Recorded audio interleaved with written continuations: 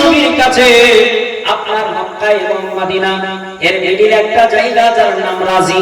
এই রাজি নামক স্থান থেকে কিছু মানুষ গেলেন, যাওয়ার পরে বললেন, ইয়া রাসূলুল্লাহ, ইয়া হাবিবাল্লাহ, নবী গো, আমরা নতুন মুসলমান হয়েছি, নব মুসলিম হয়েছি, আমাদের কালেমা, আমাদের হাদিস শেখানোর জন্য, কোরআনের শিক্ষা দেওয়ার জন্য আপনি কিছু সাহাবা প্রেরণ করুন। আমার আল্লাহ পাক রব্বে কায়নাতের নবী বিশ্ব নবী তাদের কথা শুনে তিনি 10 জন সাহাবীকে মোতায়েন করলেন, যারা বড় বড় হাফিজে কোরআন ছিলেন, যারা হাদিসের পণ্ডিত্য অর্জন করেছিলেন। আল্লাহর নবী 10 জন সাহাবীকে রেডি করার পর 10 জনের একজনকে কমান্ডার বানালেন, যার নাম হযরতে আসিম রাদিয়াল্লাহু তাআলা আনহু। আমার নবী পাক তিনার আপনার কমান্ডার আসিম রাদিয়াল্লাহু তাআলা আনহু তিনি 10 জনকে সঙ্গে নিয়ে মুতার প্রান্তরে পৌঁছে গেলেন। মুসলমানদেরকে নব মুসলিম যারা তাদেরকে হাদিসের শিক্ষা দিতে লাগলেন, কোরআনের বাণী শেখাতে লাগলেন। এদিকে মক্কাতুল মুকাররমা ওই বেঈমান কাফেররা তাদের কর্ণকুহরে পৌঁছে গেল। মদিনাতে মুহাম্মদ সাল্লাল্লাহু আলাইহি ওয়াসাল্লাম যাওয়ার পর ইসলাম রুকে থাকেনি, ইসলাম আপনার স্থির থাকেনি। ইসলামের বিস্তার করার জন্য মদিনা থেকে 10 জন সাহাবী তারা রাজি নামক স্থানে চলে এসেছে। এই বেঈমান কাফেররা কি করলো? মুসলমানদেরকে আঘাত করার জন্য একজন দুইজন নয়, 200 জন সেনাবাহিনী, 200 জন কুরাইশ কাফেররা তারা আপনার মুতার প্রান্তরে আপনার এমন করে রাজি নামক স্থানের দিকে ধাওয়া করলো। রাজি নামক স্থানে যখন তারা পৌঁছে গেল, আল্লাহর নবী বিশ্ব নবীর যিনারা উম্মত ছিলেন, রাসূলের সাহাবী যিনারা ছিলেন, ওনারা দেখলেন যেন কেউ তরবারি নিয়ে ঘোড়া হাঁকিয়ে ছুটিয়ে তারা চলে আসতেছে। হযরত আসিম রাদিয়াল্লাহু তাআলা তিনি বললেন, তোমরা সকলে পাহাড়ের চূড়ায় উঠে যাও। নবীজির সাহাবীরা তারা সকলে পাহাড়ের চূড়ায় উঠে গেলেন।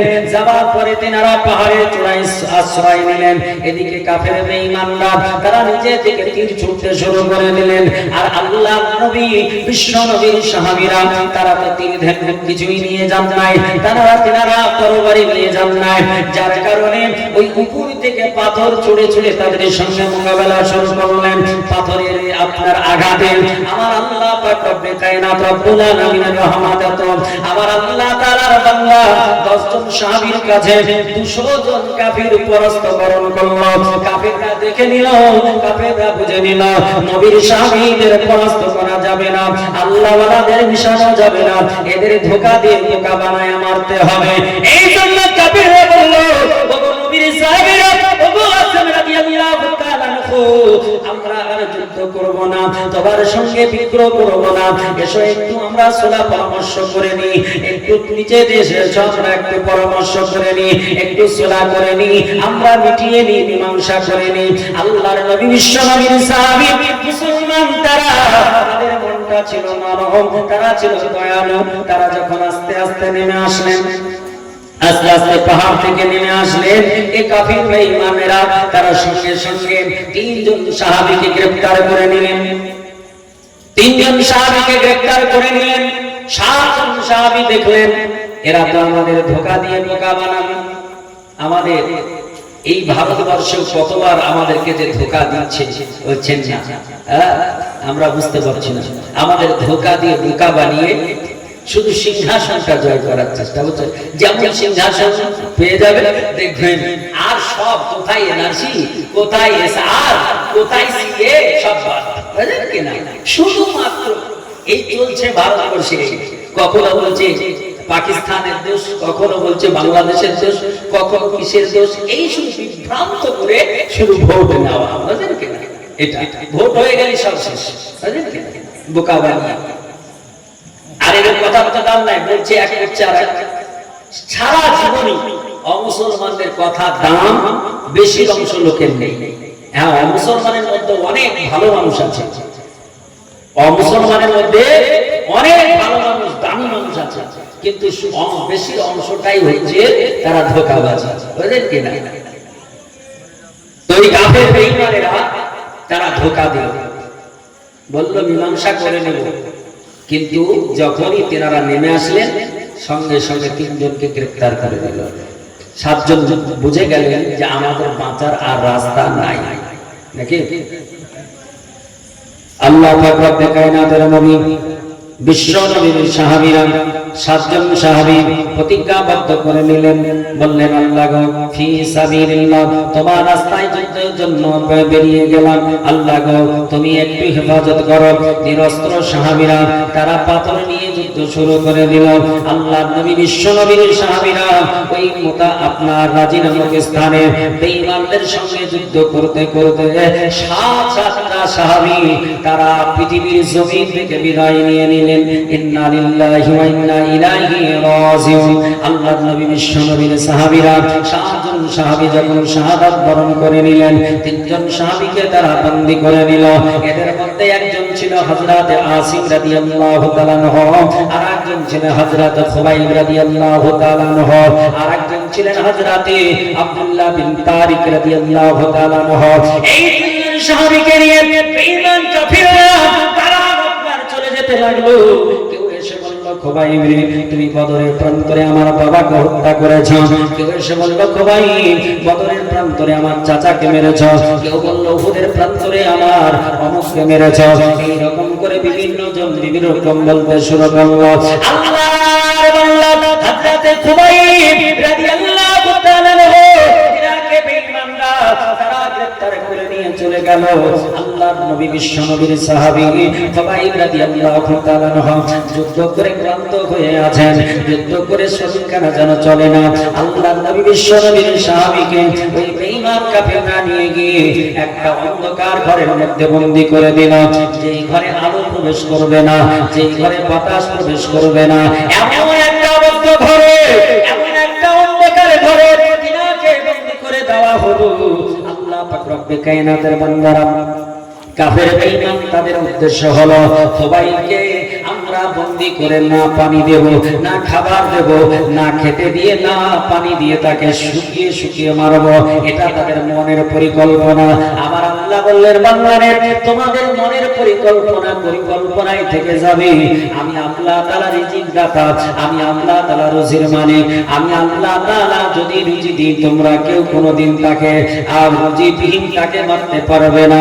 আবার আল্লাহ বলছেন বান্দারে তোমরা কি জানো তোমাদের পরিকল্পনার বাইরে আমি আল্লাহ তাআলা মাটির তলদেশে আমি আল্লাহ তাআলা জিনকে রুজি দিয়ে থাকি, পাথরের ভিতরে পোকাকে রুজি দিয়ে থাকি, আমি আল্লাহ তাআলা পানির তলদেশে মাছকে রুজি দিয়ে থাকি, আমি আল্লাহ তাআলা আকাশের উড়ন্ত পাখিকে আকাশের উড়ন্ত অবস্থায় রুজি দিয়ে থাকি, আমি আল্লাহ আমার ক্ষমতার কোনো শেষ নেই, সীমা নেই। কিন্তু বেঈমান তারা বোঝে না। আল্লাহর নবী বিশ্ব নবীর সাহাবী খুবাইব রাদিয়াল্লাহু তাআলা আনহুকে বন্দী করে দিল। একদিন চলে গেল, কোনো খাবার দেওয়া হলো না। দ্বিতীয় দিন পার হলো, পানি দেওয়া হলো না। তৃতীয় দিন চলে গেল, খাবার পানি কিছুই দেওয়া হলো না। 3 দিন আপনার কোনো কিছু দেওয়া হয়নি। অপরদিকে তিনি ক্লান্ত অবস্থায় রয়েছেন, পিপাসায় কাতর রয়েছেন, জিভটা শুকিয়ে গেছে, কথা বেরোয় না। ও মুসলমান, যিনি 3 দিন ধরে না খেয়েছেন, না পান করেছেন, যিনার জিভে দিয়ে জিভটা শুকিয়ে গেছে, কথা বেরোয় না, তবু আল্লাহ পাকের ইবাদত ভুলে না। আমার খুবাইব রাদিয়াল্লাহু তাআলা আনহু তিনি মাটিতে মাথা লাগায়া সাজদায় পড়ে পড়ে আল্লাহ তাআলাকে ডাকতেছেন। আল্লাহ বলে বান্দা রে আমি সবচাইতে ভালোবাসি তাকে যেই ব্যক্তিটা আমাকে সাজদা করে ডাকে। ও মুসলমান শোনো, আমার আল্লাহ বলে বান্দা রে সবচাইতে খুশি হব আমি ওই বান্দার উপরে যে বান্দাটা সাজদায় পড়ে পড়ে আমার জন্য কাঁদে, যেই বান্দাটা সাজদায় পড়ে পড়ে আমার কাছে রুজি চায়, আমি আল্লাহ তাআলা ওই ব্যক্তিটাকে বেশি পছন্দ করি। আমার আল্লাহ তাআলা রব্বে কায়নাত রব্বুল আলামিনের বান্দা 3 দিন ধরে খাওয়া নাই, পান করা নাই, গলা শুকিয়ে গেছে, জীবন বেরিয়ে যাবে। কাফের বেঈমান তারা মনে করলো 3 দিন হয়ে গেছে, হয়তো মারা যাবে। তারা চিন্তা করতেছেন, কিন্তু বলে না, তাকে বের করা যাবে না, তাকে ঘরের মধ্যেই রাখা হোক। শুকিয়ে শুকিয়ে যখন মারা যাবে, শরীরটাতে যখন পচন সৃষ্টি হবে, তখন আমরা তাকে টান দিয়ে ফেলে দেব, বের করে দেব। তোমাদের পরিকল্পনা আমার আল্লাহ তাআলা ভালো জানে। আমার আল্লাহ তাআলা ডাক দিয়ে বললেন জিবরিলকে, ইয়া জিবরিল জিবরিলু ইজহা ফিল জান্নাহ, আল্লাহ বলছেন জিবরিলকে তাড়াতাড়ি করে তুমি জান্নাতের ভিতরে চলে যাও। হযরত জিবরিল আলাইহিস সালাম বলছেন আল্লাহ গো আমি এখন জান্নাতে যাব কেন? আমার আল্লাহ বলছেন ও জিবরিল ইন্নী আ'লামু মা লা তা'লামুন, আল্লাহ বলছেন আমি যাহা জানি তোমরা তাহা জানো না। আমার আল্লাহকে বললেন আল্লাহ গো আল্লাহ তুমি যাহা জানো তা জগতের কেউ জানে না। ও আমার আল্লাহ একটু বলো জান্নাতে গিয়ে আমার এখন কাজ কি? আমার আল্লাহ বলল গো জিবরিল তাড়াতাড়ি করে যাও আর জান্নাত থেকে কিছু আঙ্গুর ফল নিয়ে নাও, জান্নাত থেকে আঙ্গুর ফল নিয়ে পৃথিবীর জমিনে চলে যাও। জিবরিল বলেন আল্লাহ ও আমার পরওয়ারদিগারে আলাম জান্নাতি ফল নিয়ে দুনিয়ায় যাব কেন? আল্লাহ বলছেন জিবরিল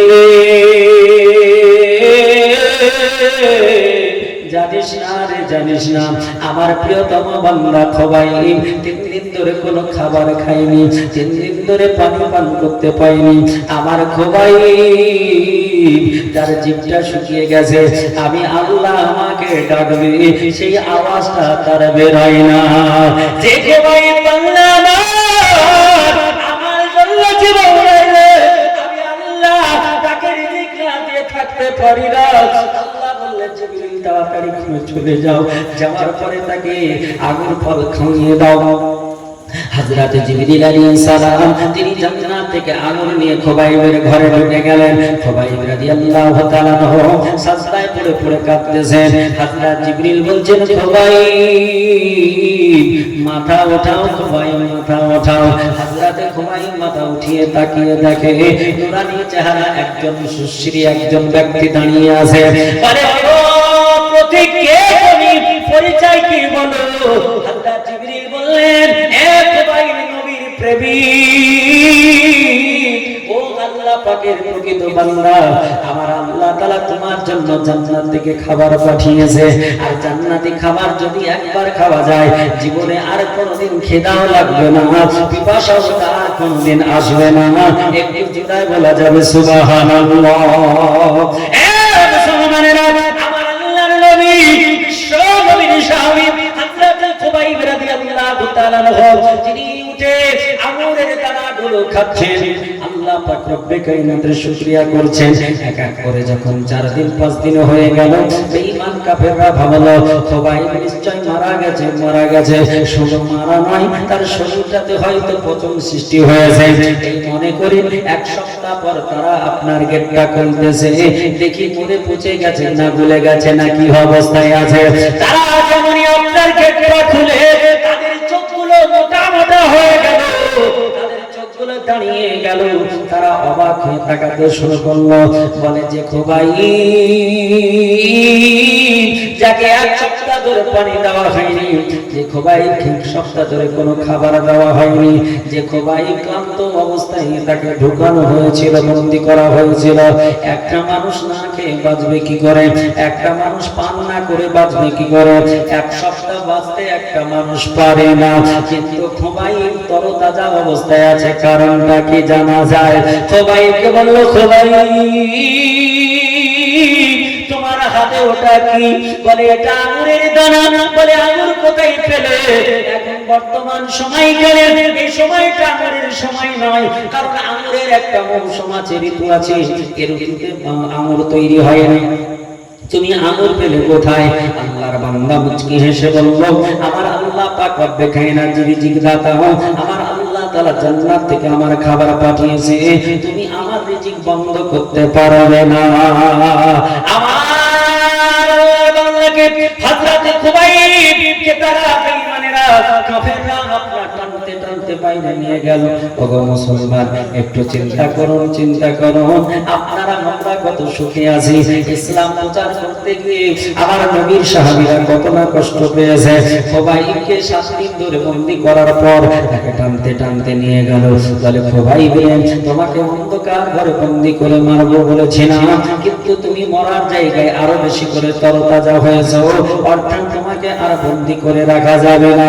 খোবাইব তোমাকে ফাঁসির বলছে, এখন উঠতে হবে। খোবাইব তোমাকে ফাঁসির দড়ি পরিয়ে দিয়ে ফাঁসিতে ঝুলিয়ে দিয়ে দেব, তোমার জীবনকে প্রাণনাশ করে দেব, তোমার জীবন বের করে দেব, তোমাকে কেউ বাঁচাতে পারবে না।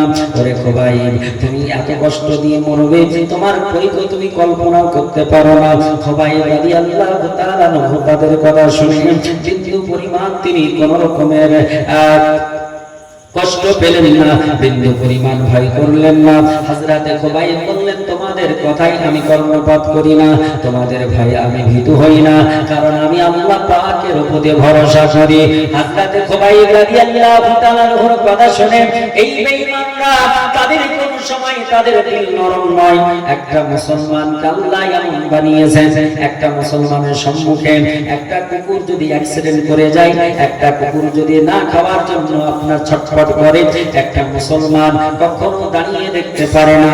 কিন্তু মুসলমান কিছু যাদের দিলগুলো এত কঠোর, পাথরের চাইতে তাদের দিলগুলো শক্ত, একটা মানুষ হয়ে মানুষকে পিটিয়ে পিটিয়ে তারা মারতেছে। ভারতের মাটিতে তারা মানুষ হয়ে মানুষকে মারে, মানুষকে পিটিয়ে পিটিয়ে খুন করে। মুসলমানেরা রে, কান খুলে শুনে রেখে দাও, তোমরা সজাগ হও, ঈমানকে মজবুত করো। যদি না করো, আমার আল্লাহ পাকের বিধান যদি না মানো, শুনবে তোমারও কোন দিন ওই পালি আসবে, কোন দিন তোমারও বাড়ি আসবে, তোমাকে হয়তো ওই রকম মার খেতে হবে, ওই রকম নির্যাতনের শিকার হতে হবে। এখনই তোমাকে বলবো আল্লাহওয়ালা হয়ে যাও, নবীওয়ালা হয়ে যাও, তোমার শির দ্বারা শাসন করো, তুমি একটু আল্লাহ পাককে ভয় করো, আমার আল্লাহ পাকের কাছে প্রোটেকশন চাও। দেখো দুনিয়ার মানুষ তোমার কাছে এসে কারেন্টের কাছে এসে যেমন ফিউজ হয়ে যায়, এইরকম তোমার কাছে এসে ফিউজ হয়ে যাবে, কিছুই করতে পারবে না। এই ইসলাম ধর্ম প্রতিষ্ঠিত করার জন্য আমার আল্লাহর বান্দারা, আমার নবীর প্রেমিকেরা, আমার নবীর সাহাবীরা হযরতে খুবাইব রাদিয়াল্লাহু তাআলা কেমন করে জীবন দিয়েছে, একটু কি মনে আপনার পড়ে না? আমাদেরকে একটু মনে পড়া দরকার আছে কিনা? খুবাইব রাদিয়াল্লাহু তাআলা তিনাকে ফাঁসির মঞ্চে নিয়ে গিয়ে দাঁড় করিয়ে দেওয়া হলো, ফাঁসির দড়ি গলায় পরিয়ে দেওয়া হলো। ফাঁসির দড়ি গলায় পরিয়ে বলছে, খুবাইব তোমাকে এক্ষুনি মৃত্যুবরণ করতে হবে, তোমাকে ফাঁসি দিয়ে দেব। খুবাইব বলো, মওতের পূর্বে, মওতের শেষ মুহূর্তে একটু তুমি কোনো কিছু যদি খেতে চাও, কোনো কিছু যদি চাও, নিশ্চয় আমরা সেই খাবারটা দেব। তুমি কিছু কিছু যদি দাবি করো, সেটা আমরা পূরণ করার চেষ্টা করব। আল্লাহর বান্দারা কান খুলে শুনুন, আমরা যদি হতাম আমরা কি বলতাম? আমরা মরণের টাইমে, ওই টাইমে ফাঁসির দড়ি যদি গলায় পরা থাকে, আর যদি সরকার বলে বা ফাঁসি যে দেবে সে যদি বলে, বলো জীবনের শেষ আশা কি বলো, আমরা বলতাম হয়তো আবার ছেলেকে ডেকে দাও, আমার মেয়েকে ডেকে দাও, আমার স্ত্রীকে ডেকে দাও, আমার মা বাবাকে ডেকে দাও, জীবনের শেষ সময়তে একবার তাদের দেখে নি।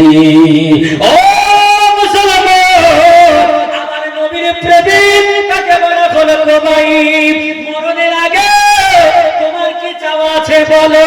আমার খুবাইব বলল, মুসলমান একটু চিন্তা করো, একটু ভাবনা করো, যখন মৃত্যুর সময়, ওই সময় বলছে, ও বেঈমানেরা কাফেররা, তোমরা আমাকে একটু সময় দাও, আমি তোমাদের কোনো খাদ্য খাবার খাবো না, আমি তোমাদের পৃথিবীর পানি পান করবো না, আমি পৃথিবীর কাউকে দেখতে চাই না, আমি শুধুমাত্র একটু সময় চাই। কাফেররা বলল, খুবাইব রে, মরণের শেষ সময়ে তুমি সামান্য সময় নিয়ে কি করবে? বলে, মরণের শেষ সময় 2 রাকাত নামাজ পড়ে আমার আল্লাহ তাআলাকে সাজদা করে মনটাকে শান্তি দিতে চাই। আমরা যারা মুসলমান, মরণের টাইম ফাঁসির দড়ি পড়ে তো দূরেই থাক, সুস্থ সবল, সুন্দর পোশাক, সুন্দর খাবার, বাড়িতে ফ্যান, কত কিছু থাকার পরেও আমরা নামাজ পড়ি না। পড়ি গো, অনেকেই পড়ি না। এত সুখের জীবন থাকার পর আমরা নামাজ পড়ি না, আল্লাহকে সাজদা করি না। আর উনি দেখুন, মওতের সময়, মৃত্যুর সময় তিনি কোনো কিছু না চেয়ে বলছেন যে মরণের শেষ বেলায়, শেষ সময় আমি একটু আল্লাহ পাককে সাজদা করতে চাই। জোরে বলে সুবহানাল্লাহ। আমার খুবাইব রাদিয়াল্লাহু তাআলা তিনাকে সময় দেওয়া হলো, 2 রাকাত নামাজ পড়তে কতটা সময় লাগবে? হয়তো 4 থেকে 5 মিনিট সময় লাগবে, কিন্তু খুবাইব রাদিয়াল্লাহু তাআলা সেই দিন অতি তাড়াতাড়ি নামাজটা পড়েছিলেন। সংক্ষিপ্ত আকারে নামাজটা কমপ্লিট করে আবার যেন ফাঁসির মঞ্চে দাঁড়িয়ে গেলেন। বেঈমানরা বলল, খুবাইব রে, তোমাকে একটা কথা জিজ্ঞেস করতে চাই। মরণের ভয়ে মানুষ সময় বেশি করতে চায়, কিন্তু তুমি অল্প সময়ে নামাজটা কমপ্লিট করলে কেন? একটু লম্বা করে নামাজ পড়তে পারতে।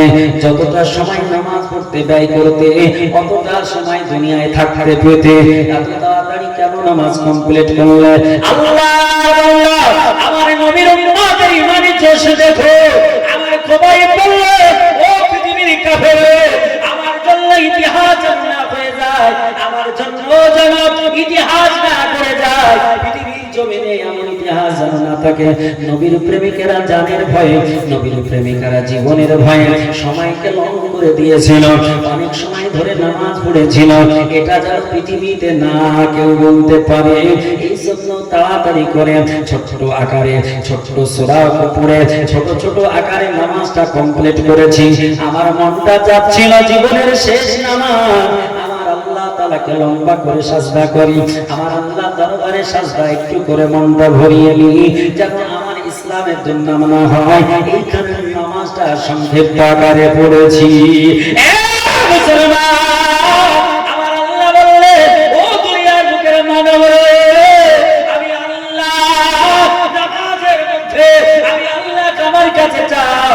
তুমি বলো ইয়াকা নাস্তাইন, ইয়াকা না'বুদু, ইয়াকা নাস্তাইন। ও দুনিয়ার বুকের মানুষ, তুমি আল্লাহকে বলতে থাকো ইয়াকা না'বুদু, আল্লাহ তোমার কাছে, আল্লাহ তুমি ইয়াকা না'বুদু, আল্লাহ তোমারই ইবাদত করি, আল্লাহ তোমারই আরাধনা করি, আল্লাহ তোমারই প্রশংসা করি। ওয়া ইয়াকা নাস্তাইন, এবং আল্লাহ তোমার কাছে সাহায্য চাই, তোমার কাছে সহযোগিতা চাই।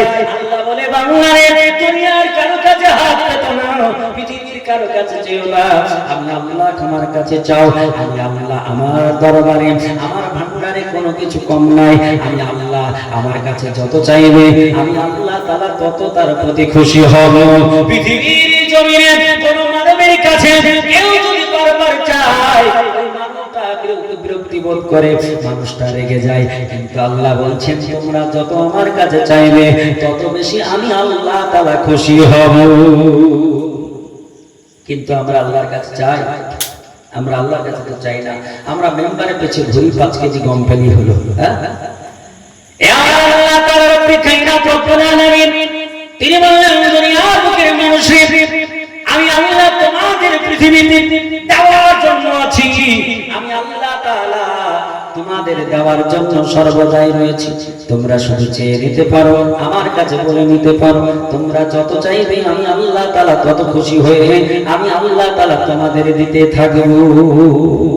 আমার খুবাইব রাদিয়াল্লাহু তাআলা নামাজটা তাড়াতাড়ি করে পড়ে আবার মঞ্চের উপরে উঠে গেলেন। গলায় দড়ি পরিয়ে দেওয়া হলো। আমার নবীজি মদিনাতুল মুনাওয়ারায় আছেন। আমার নবী পাকের কাছে খবর হয়ে গেছে। আল্লাহর নবী বিশ্ব নবী বলতেছেন, ওগো আমার সাহাবীরা শোনো, আমার খুবাইবকে ফাঁসির মঞ্চে দাঁড় করানো হয়েছে। ফাঁসির দড়ি তার গলায় পরিয়ে দেওয়া হয়েছে। হযরত খুবাইব রাদিয়াল্লাহু তাআলা তিনাকে ফাঁসি দিয়ে ওই বেঈমানরা যখন মেরে দিল, মেরে দেওয়ার পরে তিনাকে ফাঁসির দড়ি থেকে খোলা হয়নি, ফাঁসির দড়ি থেকে নিচে নামানো হয়নি। পৃথিবীর নিয়ম হলো, যখন তাকে ফাঁসি দেওয়া হয়, যখন তার বডিখানা আপনার ডেড বডিতে পরিণত হয়, যখন সেই মানুষটা মৃত বলে ঘোষিত হয়, ওই টাইমে তার লাশখানাকে নামিয়ে নেওয়া হয়, তার আত্মীয়দের হাতে হাওয়ালাই করে দেওয়া হয়। কেউ কবরস্থ হয়ে যায়, কেউ শ্মশানে চলে যায়। কিন্তু আমার খুবাইব আপনার ফাঁসি দেওয়ার পর, দুনিয়া থেকে চলে যাওয়ার পর, মৃত্যু হওয়ার পরে ফাঁসির দড়ি থেকে খোলা হয়নি। 1 দিন, 2 দিন, 3 দিন নয়। পৃথিবীর জমিনের মানুষ শোনো, ফিকা বলতেছেন, নবীজি বলেছেন, পৃথিবীর জমিন থেকে কোন মানুষ যদি চলে যায়, একটা মানুষকে যদি বিনা মেডিসিনে রাখা হয়, একটা মানুষকে যদি মেডিসিন না দেওয়া হয়, বরফ যদি না দেওয়া হয়, ফ্রিজে যদি না রাখা হয়, একটা মানুষ মানুষকে যদি এইরকম ফাঁকাতে রেখে দেওয়া হয়, 3 দিন যখন অতিক্রম করবে তখন তার শরীরটাই আপনার পেটটা ফাটতে শুরু হবে। পেটটা প্রথম ফাটবে, এখান থেকে পচন সৃষ্টি হবে। একটা মানুষের যখন 10 দিন হয়ে যাবে শরীরগুলো গলতে শুরু হবে। 15 দিন যখন হয়ে যাবে হাড় থেকে পুরো মাংস খসে খসে জমিনে গ্রাস করে নেবে। আবার আল্লাহ পাক রব্বে কায়নাতের বান্দা হযরত খুবাইব যিনাকে ফাঁসি দেওয়ার পর একদিন 2 দিন নয়, ফাঁসির দড়িতে 40 দিন ধরে ঝুলন্ত অবস্থায় ছিল। একটু আস্তে বলা যাবে সুবহানাল্লাহ। কোন মানুষ মরার পর 40 দিন থাকবে তো না? পুজো পুজো পড়বে, পুজো পুজো পড়ার দরকার কেন? কিন্তু মুসলমান শোনো, আল্লাহ বলেছেন বান্দারে তোমরা জানো না যারা আমার রাস্তায় মৃত্যুবরণ করে তারা কখনো মরে না, তোমাদের চোখে মনে হয় মরা। আল্লাহ তাআলা বলছেন ওয়ালা তাকুলু লিমাইয়াকাতালু ফি সাবিলিল্লাহি আমওয়াত বাল আহইয়াউ ওয়ালাকিন লা তাশউরুন। আল্লাহ বলেন দুনিয়ার মানুষের সব যারা আমার রাস্তায় মৃত্যুবরণ করে আমার আল্লাহ বলছেন তাদের তোমরা কেউ মরা বলো না, তাদের মৃত্যু বলে ডেকো না। তারা মরে না, তারা জীবিত থাকে, কিন্তু তারা তোমরা তা বুঝতে পারো না। তোমাদের সেই জ্ঞান নেই, সেই শক্তি নেই, তোমরা অনুভব করতে পারো না। আমার আল্লাহ খুবাইব রাদিয়াল্লাহু তাআলা একই দিন করতে করতে 40 দিন ধরে ফাঁসির দড়িতে ঝুলতেছে। কাফের বেঈমানরা চতুর্দিকে ঘেরাও করে রেখেছে। তাদের উদ্দেশ্য হলো খুবাইবকে ফাঁসির মঞ্চে ঝুলিয়ে শুকিয়ে শুকিয়ে মারা হবে, শরীর থেকে মাংসগুলো খসে খসে পড়বে, তারা উল্লাসিত হবে, আনন্দ করবে। এটা তাদের মনের মনোবাঞ্ছা ছিল। আবার আল্লাহ বলছেন ও দুনিয়ার মানুষ জানো না যারা আমার রাস্তায় শহীদ হয়ে যায় তারা মরে না, তাদের বডিটা পৃথিবীর জমিনে পচে না, পৃথিবীর মাটি তাকে খেতে পারে না। মুসলমানেরা আমার আল্লাহর বান্দা ও দুনিয়ার মানুষ, আমার নবীজি মদিনাতুল মুনাওয়ারা থেকে দৃশ্যটা তিনি দর্শন করতেছিলেন। আমার নবীজি এক সময় ডাক দিয়ে বললেন ওগো সাহাবী তোমরা কে আছো? আমার খুবাইব রাদিয়াল্লাহু তাআলা আনহু ওই রাজি নামক স্থানে ফাঁসির মঞ্চে 48 দিন ধরে ঝুলতেছে। কে নিয়ে আসতে পারো ফাঁসি থেকে দড়ি থেকে নামাতে পারো? যদি কেউ ফাঁসির দড়ি থেকে নামায় খুবাইবকে নিয়ে আসতে পারো আমি রাসূলুল্লাহ তার জন্য জান্নাতের গ্যারান্টি দিয়ে দিলাম। সুবহানাল্লাহ। এই কাজটা যে করতে পারবে তার জন্য জান্নাতের গ্যারান্টি থাকবে। এগুলো তো আমাদের মতন ঈমান নয়, ওরা সাহাবী ছিলেন। হযরত জুবাইর ইবনে আওয়াম উঠে গেলেন, দাঁড়িয়ে গেলেন, বলে ইয়া রাসূলুল্লাহ ইয়া হাবিবাল্লাহ ফিদা কাবি ইয়া রাসূলুল্লাহ ইয়া হাবিবাল্লাহ নবী গো আপনার পদতলে আমার পিতা ও মাতা কুরবান হোক নবী। ইয়া রাসূলুল্লাহ আমি হযরত খুবাইবের লাশকে ওখান থেকে নিয়ে আসব। নবী বললেন জুবাইর ইবনে আওয়াম আনবে কি করে?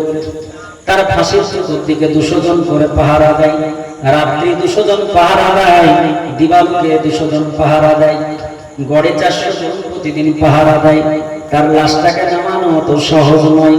জুবাইর ইবনে আওয়াম বললেন ইয়া রাসূলুল্লাহ ইয়া হাবিবাল্লাহ নবী গো আপনি অর্ডার করেছেন জীবনের বিনিময়ে খুবাইবের লাশ আমি ফাঁসি থেকে নামাবো। হযরত জুবাইর ইবনে আওয়াম ছুটতে লাগলেন। আরেকজন সাহাবী তিনি বললেন ইয়া রাসূলুল্লাহ জীবনকে বাঁচিয়ে রেখে আমি আপনার সাহাবীকে ওই ফাঁসির মঞ্চ থেকে নামাতে চাই। সাহাবীরা ছুটতে লাগলেন। ছুটতে ছুটতে যখন কাছাকাছি আসলেন দেখলেন বেঈমান কাফের তারা চতুর্দিকে ঘেরাও করে আছে। তারা সাহাবীগণ তেনারা বসে বড় বড় চিন্তা করতে লাগলেন। জুবাইর ইবনে আওয়াম বলছেন আল্লাহ গো তোমার নবীকে কথা দিয়েছি, এখন কি করে তাকে নামাবো, কিভাবে তিনাকে ফাঁসির মঞ্চ থেকে নামাবো? এমন করে আল্লাহ তাআলা দরবারে কাঁদতে লাগলেন, সাজদায় পড়ে পড়ে কাঁদতে লাগলেন। আল্লাহ জানিয়ে দিলেন, আল্লাহ বললেন বান্দা রে ও আমার বান্দা চিন্তা করো না, চিন্তা করো না, মাথা উঠাও, মাথা উঠাও, আমি আল্লাহ তোমার ক্ষমতা বুঝবে না, তুমি একটু তাড়াতাড়ি করে চলে যাও। দেখো ওই বেঈমান কাফের তাদের চোখে আমি আল্লাহ তাআলা ঘুম দিয়ে দেব, এমন করে ঘুম দিয়ে দেব তারা কোনো কিছু বুঝতে পারবে না। আল্লাহর বান্দা জুবাইর ইবনুল আওয়াম নবীর সাহাবী চলে গেলেন। যাওয়ার পরে ফাঁসির মঞ্চের কাছে গেলেন, দেখলেন 200 জন বেঈমান তারা ঘুমাচ্ছে। হযরত জুবাইর ইবনুল আওয়াম হযরত খুবাইবের লাশটাকে যেই দিন দড়ি থেকে নামাচ্ছেন, দড়িটা খুলছে, সেই পুরো 40 দিন হয়ে গেছে। 40 দিনে লাশ ঝুলতেছে। 40 দিন পরে যখন খুলতেছেন, জুবাইর রাদিয়াল্লাহু তাআলা বলতেছেন, আল্লাহি, আল্লাহর কসম দিয়ে বলি, খুবাইবের গলা থেকে যখন দড়িটা খুললাম, মনে হলো টাটকা রক্ত এক্ষুনি আপনার টাটকা এক্ষুনি ইন্তেকাল করলো। এইরকম মনে হলো টাটকা রক্ত আমার হাতে লেগে গেল। 40 দিন আগে মৃত্যু, তার রক্তটা যেন মনে হয় টাটকা। ও মুসলমান, আমার আল্লাহ তাআলা দুনিয়াকে দেখিয়েছে, ও পৃথিবীর জমিনের মানব, তোমরা জানো না, একটা মানুষ যদি ইন্তেকাল করে, যদি ওই মানুষটার মৃত্যু যদি হয়ে যায় 12 ঘন্টা পূর্বে, এই মানুষটা যদি আঙুল কাটা হয়, তাহলে দেখবে তার আঙুল দিয়ে যেমন জীবিত অবস্থায় রক্ত বেরোয়, ওই রকম করে রক্ত প্রবাহমান হবে না, প্রবাহিত হবে না।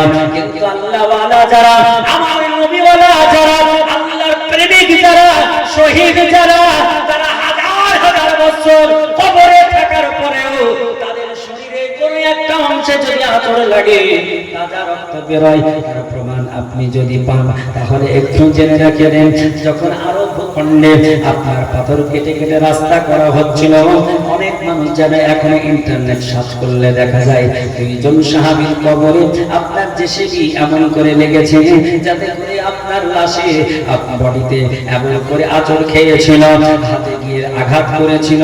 পরবর্তীতে ডাক্তারেরা গিয়ে দেখলো যে যেন মনে হচ্ছে তাজা, এক্ষুনি কোনো মানুষ, জীবিত মানুষের যেমন রক্ত বেরোয়, ওই রকম করে রক্ত বেরাতেছিল। তাদের লাশগুলোকে উঠিয়ে তাদের ব্যান্ডেজ করে আবার তারা কবরস্থ করেছিল। ওখানে যে খ্রিস্টান যারা ছিল, যারা আল্লাহ পাক রব্বে কায়নাত রব্বুল আলামিনের নবীকে মানত না, শুধু এই সাহাবীর যে দৃশ্য দেখে তার কালেমা পড়ে মুসলমান হয়ে গিয়েছিল। আল্লাহুম্মা সাল্লি আলা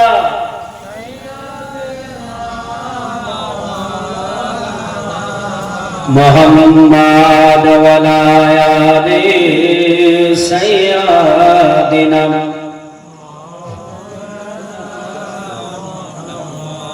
মুহাম্মাদ ওয়া আলা আলি সাইয়্যিদিনা মুহাম্মাদ নবী ছাড়া জান্নাত পাবে না।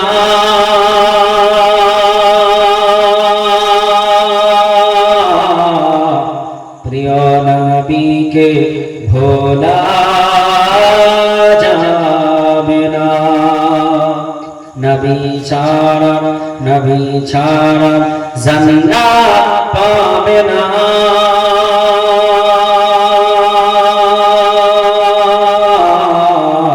প্রিয় নবীকে ভোলা যাবে না। আল্লাহ বলে পবিত্র কোরআনে,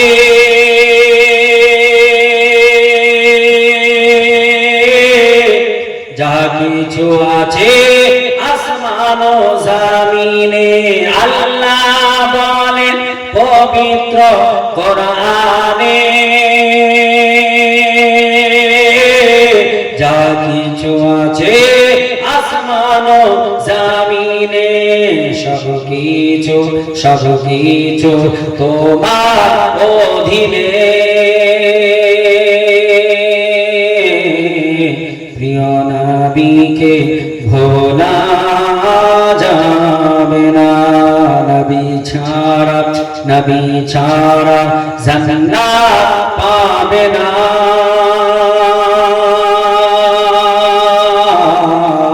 প্রিয় নবীকে ভোলা যাবে না। নবী যখন ছিলেন মায়ের পেটে, নবী যখন ছিলেন মায়ের পেটে, বাবা গেলেন ব্যবসাতে, আসার পথে আসার পথে ফিরে এলেন না,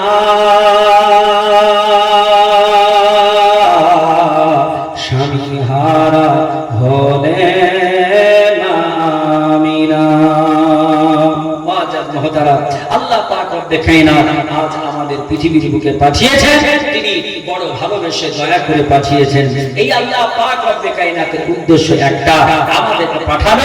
তাকে আল্লাহ কোরআনে বলছেন ওমা খালাকতুল জিন্না ওয়াল ইনসা ইল্লা লিয়াবুদুন।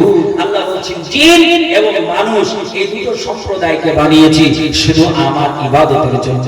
আর যত ইবাদত আছে এর মধ্যে শ্রেষ্ঠ ইবাদত তার নাম কি? নামাজ। আফজালুল ইবাদত, উৎকৃষ্ট ইবাদত তার নাম হচ্ছে সালাত, নামাজ। এই নামাজ আমাদের পড়তে হবে, নামাজের নিয়ম কানুন জানতে হবে। শুধু নামাজে সাজদা দিলেই নামাজ হয় না, বুঝছেন কিনা? নামাজের ফরজ কটা তা জানতে হবে, নামাজের ওয়াজিব কটা সেটা জানতে হবে। নামাজে ওয়াজিব যদি ছুটে যায় সাহসেষ্টা করলে তবে নামাজ হয়, নইলে নামাজ হবে না। আর ফরজ ছুটে গেলে কোনো কিছুতেই হবে না, ডবল করে পড়তে হবে। আর সুন্নাত যদি ইচ্ছাকৃত ছাড়ে তাহলে গুনাহগার হবে।